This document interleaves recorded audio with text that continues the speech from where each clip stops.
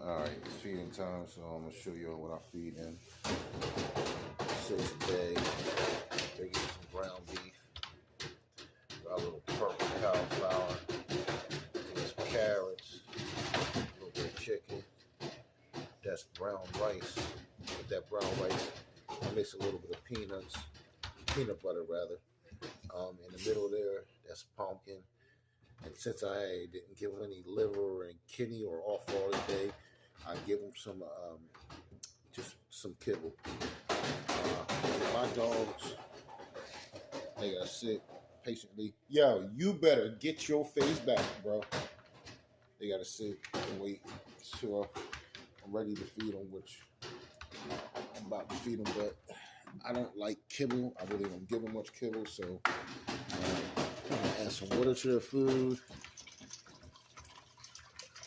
A lot of water, actually. We'll rehydrate it a little bit.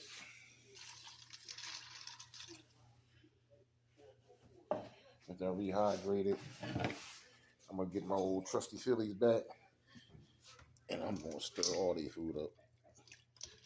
This way, they don't have no favorites. They don't have to eat it all, and you'll see. They right there. They waiting patiently. This is why I don't understand anybody that be having these dogs with aggression issues with their food. You ain't taking the time and have the patience to teach them this, a lesson right here, that this food is not theirs until I tell them it's theirs. Eat. Eat. Good dogs. You won't have no food aggression. No food aggression whatsoever.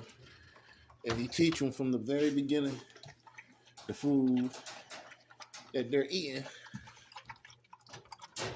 is not their food. It's my food. It will always be my food. That's what y'all not teaching these dogs.